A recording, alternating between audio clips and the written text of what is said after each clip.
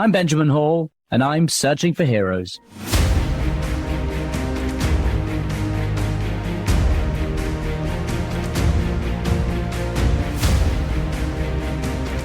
Well, joining us today is a man who has done an incredible U-turn and a man who now helps his community more than almost anyone that I've spoken to on this podcast recently. His name is Jermaine Wilson, and Jermaine is the mission ambassador for Prison Fellowship. He had a tough upbringing. He was in and out of prison himself, but he learned in prison how to turn your life around, how to find momentum, how to learn to work hard. And he will tell you his story, but he left. And he now has become mayor of his town. He spends his time helping other people, getting out of prison, helping the children of people who are in prison. And he is leading a community and changing a community in a way that I have not seen very often. So thanks for listening. And I know for certain that Jermaine will fill you full of hope and optimism because it's the kind of guy he is. Here he is. Well, Jermaine, thank you so much for joining me today. It's such a pleasure to have you on the podcast. Yeah, my pleasure. Jermaine, I speak to loads of people on the podcast, and so often the story I talk about is, it doesn't matter what you've gone through. You might have gone through something that's difficult. Something bad might have happened. You may have had problems. But every single person can turn that round and go and make something great and positive out of it. And you have done that incredibly well. And did you always think that was possible? Do you believe in that U-turn? Yes, growing up as a child, I had dreams and ambitions to do things great, but it was more of my surroundings that I grew up in that taught me that I wasn't able to accomplish certain things because of where I was at. And so I felt hopeless and I couldn't see myself getting out of my situation. And because I didn't have that hope to see outside of my community, I began to settle and started doing what everybody else was doing. And because I was trying to be like everybody else, I lost myself. And that led me down the road of destruction, compromising and doing things that I was never created to do and things that I shouldn't have been doing. It's so interesting to talk about hope and to know, as you said, that you had hope, but you didn't know where to find it. What is that about a community that needs to, what can it do to raise that hope up? I think community is important because it's where you live, it's where you learn, it's where you work, it's where you play. I truly believe your community helps shapes the individual and to teach a person how to become the best version of themselves or become, the complete opposite, become the worst version of themselves. And it's important that you know what a healthy community looks like, because if you don't live in a healthy community, once that you discover hope, then you can help create that positive community that can encourage, that can build up individuals so people can see themselves thriving and not just surviving. But community is important. It really shapes the individual as they grow up and mature as a person. And you are now the mayor, and we'll get to that in a minute. So I know you are now actively trying to build that hope in the communities. But can we talk about how your journey to get there, first of all? As you said, you ended up in a bad place. And I think you were convicted for drugs and you spent a few years in prison. Was that the moment? Was it when you were in prison that you started to realize that you needed to turn things around? And how did you plan on doing that? Yeah. And so 7 years of my life, I spent incarcerated, 4 years in juvenile corrections and 3 years in prison. And this particular time when I went to prison, I'm surrounded around adults. I'm surrounded around individuals who have life. And I have a son now that's 8 months old, and he's wondering where his father is. And I'm sitting in my prison cell, locked down 23 hours a day. And I just began to reflect over my life. How did I get here? And I began to ask myself this question. And then I realized my dad been to prison. My brother was in prison. My sister was in prison. Now I'm sitting in prison. If I don't break this cycle is going to continue, and my son is going to experience coming to prison. And that's when I made the decision while I was in my prison cell. I'm going to break this cycle. I'm going to change. And my change is going to break the cycle of crime and incarceration in my family. And that's when I made the decision that I'm not going to leave prison the same way that I came to prison. And that's when I heard about prison fellowship. And when I signed up for prison fellowship, I was accepted into the program. And it was the first time in my life I experienced a healthy community. You know, you talk about breaking the cycle, but the truth is many people do not manage to break that cycle. I know the difficulties that you face when you come out of incarceration, how difficult it is to get a job, how difficult it is to get a driving license, to get an apartment. So I know how difficult it is. So, you know, it's easy to say breaking the cycle, but would you say that the facilities, the ability to do so is actually practically still very hard?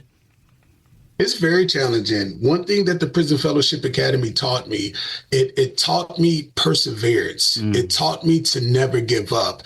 It taught me to transform my criminal thinking to responsible thinking, taking actions, taking control of my own actions. And I also realized that no doesn't simply mean I'm not qualified. It simply means next opportunity. As long as you're consistent, as long as you are consistent with your commitment, and I'm committed to not fail, success is going to come to me eventually, but I have to continue to work hard. And Prison Fellowship Academy taught me how to be a good citizen while I was inside.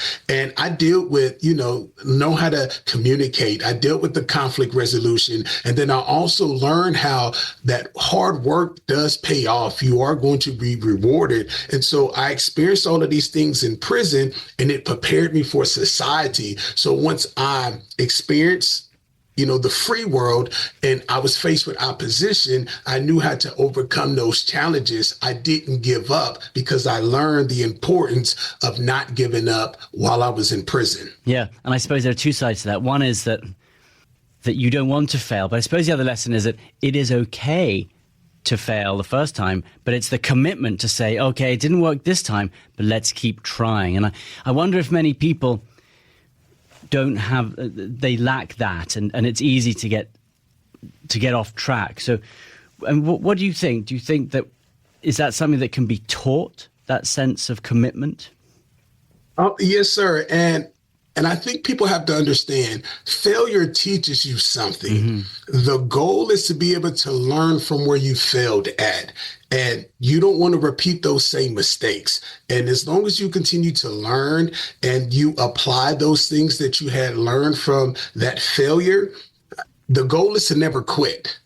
As long as you don't quit, you're going to succeed. You're going to accomplish something and continue to move forward. At the end of the day, no matter what the setback is, as long as you get back up and you press through, eventually you'll receive a breakthrough. But it's all about not giving up and quitting on yourself.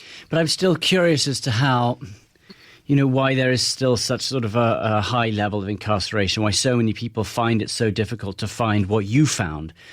Is there something in you as a person, that you had that resilience that maybe some people don't? Like, are you born with that resilience or not? And why do so many people not have that? I think people have it. I think people just have to discover it. Yeah. Like for me, I had to realize that one was my faith. My faith helped me to discover my purpose in life. I became a Christian during my time of incarceration, and through my Christian faith, I discovered hope. And I realized that life isn't about me.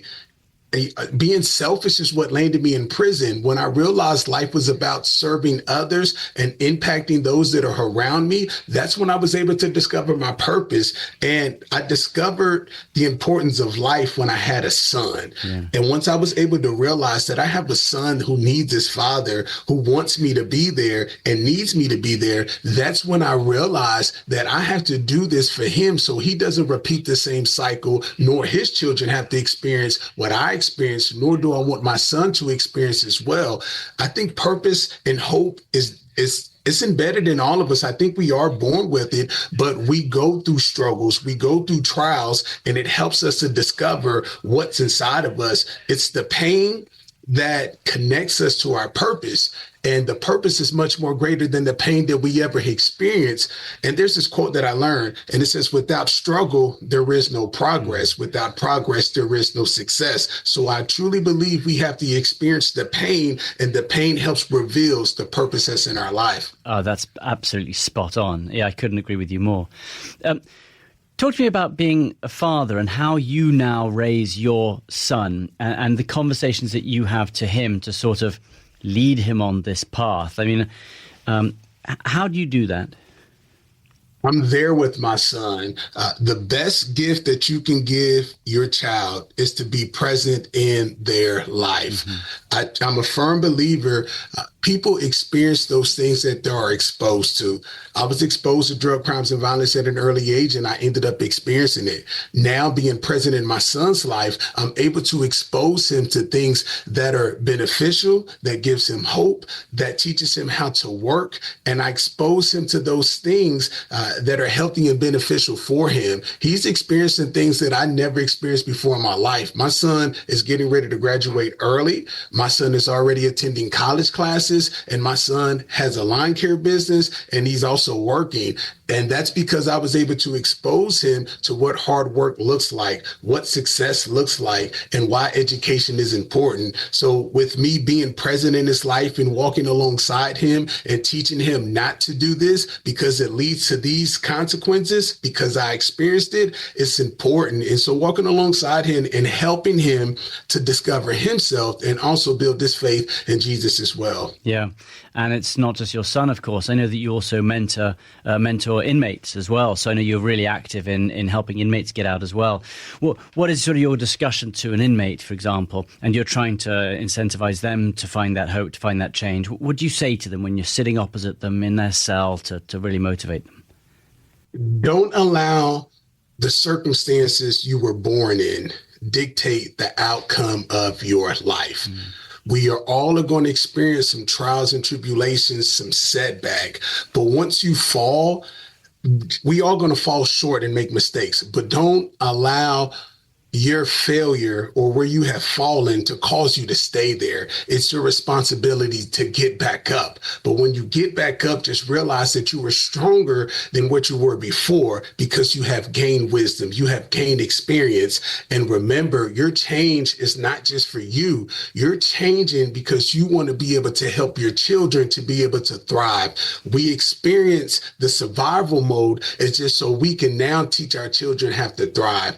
And so we grow through to help others get through. And that's one of the messages that I always share with the men and women that's incarcerated. Let this be a season of preparation where you are learning and discovering yourself, discovering your faith, so you can teach your kids not to make the same mistakes that you made. Yeah. It's one thing to get out of prison, but how do you stay out of prison? And once I encourage the men and women to discover their purpose and discover their why, it helps them to realize that every step that they make in their life is going to be able to help assist their children in their community and the people that's connected to them. More of our conversation right after this. Yeah, and so that's sort of spiritual and mental support, but I know you also have set up an expungement program. So you were actually trying to help on the ground as well to make it easier. Can you tell us a bit about the program that you've set up and how that helps? Yes, sir. So I actually worked with our prosecutor, and it was the same prosecutor that actually expunged my record once I was eligible to get my record expunged. That's right. And so you've said that maybe he was the one, he might have been the one who put you in. Yeah, I know. Yes, sir. Yeah, good friend of mine. And that's one thing that him and I do annually. We provide free expungements to individuals that are eligible to get their record expunged. And it's important because there are so many people that are eligible who just don't have the resources to pay for the expungement. It can be very expensive to certain individuals who may not have that. But once that expungement takes place, it opens the door for better housing, better job opportunities, and then also help them to truly be able to close that door of their past. Well, what would that look like practically? Like, how much would it cost for someone who's just come out to get a lawyer, to have it expunged? Like, what's the practical cost of that? In the state of Kansas, and I know in the Leavenworth County, the minimum is $500 just for the lawyer. And then the processing fee can be up to $200 plus more. But I know for me, it cost me $700 to be able to get my record expunged. And it's a waiting process. You don't know how long the process is going to take. And so with that, you'll pay the $700, and then you'll also be waiting for the judge to be able to approve it. And depending on your track record, how long you've been out of prison, and if you had any encounter with law enforcement, is going to be the determining factor for your expungement to get approved or denied. And if you haven't gone, if your record hasn't been expunged, then does that prevent you getting jobs, getting apartments? Yes, sir. It actually prevents you from both, from finding better employment, certain housing, certain property management company won't rent to you if you have a criminal record. You won't be able to get certain government assistance. And so it really, really, really restricts you from a lot of things. Yeah. You talked about your friendship now with the commissioner, Todd Thompson. And I love that part because it's, you could have harbored resentment. You could have, held him to blame for what happened to you, but you didn't. You wanted to build bridges. And I think that's such an important part as well. You were happy to realize that you'd made a mistake and to build bridges with the other side. Do you think that's something that is key? Oh, yes, sir. And I realized that a good friend of mine, Todd Thompson, he had a job to do, and his job was to protect the community and then also make sure that individuals get, served an opportunity to be able to better themselves. And so going to prison helped me to become a better person as well. And now that I'm on the other side and I see that he has a job and he also has the keys to opportunities for individuals to be able to get that second chance at life, I'm all about working with individuals who wants to be able to better the community, who wants to help provide second chances and to be able to be the solution to the problem. And I'm a firm believer that we are better and stronger together. So as we unify, serve together, we're able to make a bigger difference and impact those that are around her and better our community by making it a safer, better place together. What do you say to people who say that actually being incarcerated in prison is not the best solution for people who, have committed crimes, that it doesn't really teach them to move forward, it doesn't educate them? It sounds like you think the opposite, that you think perhaps prison is a good place for that to happen and that people should pay for crimes they've committed as a way of turning and doing a U-turn? I think for each individual that have committed a crime and they've been sentenced and they have to pay their debt to society, the time that is given to you, invest it, use it wisely. I know there's some individuals who may not see prison as a healthy place, or community, but I encourage individuals that are sitting in those prison cells, discover your purpose, become the change agent, change those things that are around you, create a healthy community that you want it to look like, because each one of us have a purpose and our purpose isn't based upon our location, but overall, use your time wisely, because you can attest to this. We live in a free world, and I'm sure there might have been days that you might have mentioned like, man, I wish I had more time to do certain things. Well, individuals who have time, use your time wisely. Prepare yourself for where you want to go. You can start writing. You can start educating. You can do whatever it is that you want to do while you're inside, because true change happens from the inside out. Yeah, absolutely. So you left prison and you have gone on to do incredible things. You are now the mayor. You are actively giving back. Talk to me what that process was like, because straight out of prison, it's difficult. And yet, how did you build your way all the way up to become mayor? I learned a long time ago, if you serve to make a difference, God will put you in position. Once I was released from prison, I knew that I had to give back to my community because I spent many years taking away from my community.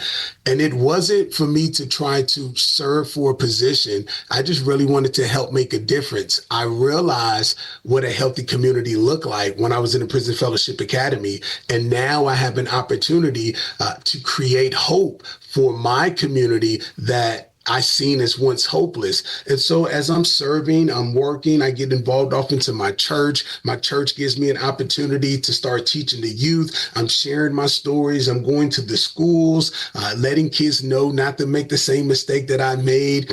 These are the consequences that leads up, to these negative choices. And so the more that I'm giving back, the more doors started opening up. And then I want to say it was 2015. That's when there was so much racial tension and divide throughout the nation.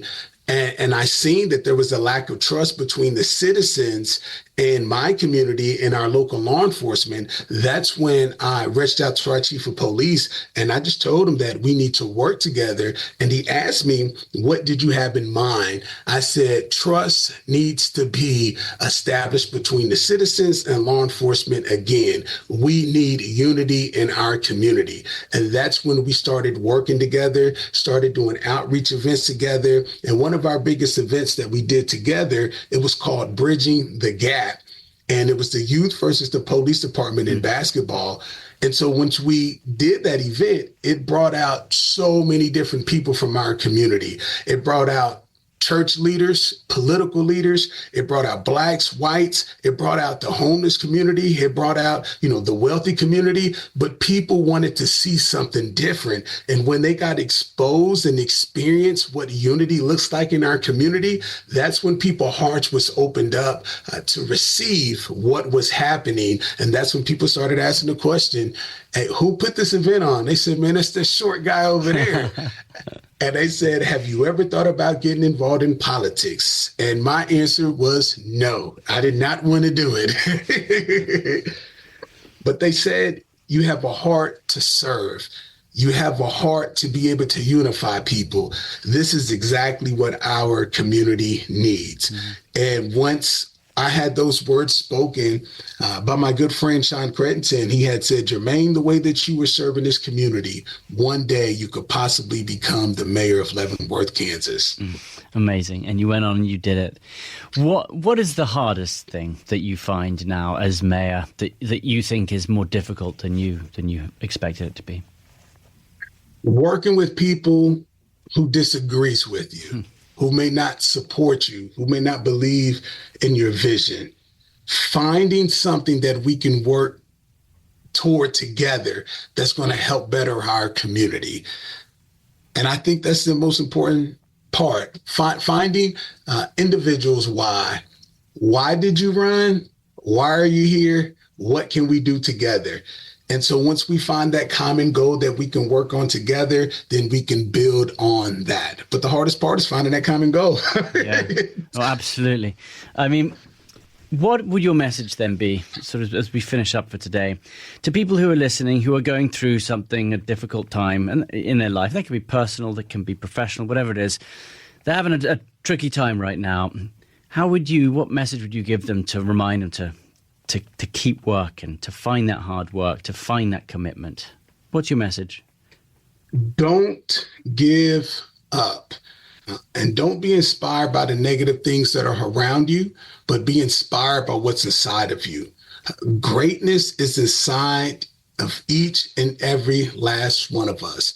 But we have to dig deep, because when you doubt, you go without. But if you come from within, you will always win. Because you are a success story. Wow. Jermaine, you are a success story. And I wish that there were people like you in every single community. And thank you so much for speaking with us today. I really appreciate it. And thank you for everything that you do for the community and for everyone around you. Yes, sir. This is Angel Tree season. You mind if I give a quick shout out for Angel Tree? Please do. Please do. Yes, sir. So Prison Fellowship Angel Tree, what we do is Prison Fellowship Angel Tree equips churches to serve incarcerated parents by providing a pathway for strengthening and restoring their relationships with their children and their families. Last year, we served more than 4,500 churches in all 50 states.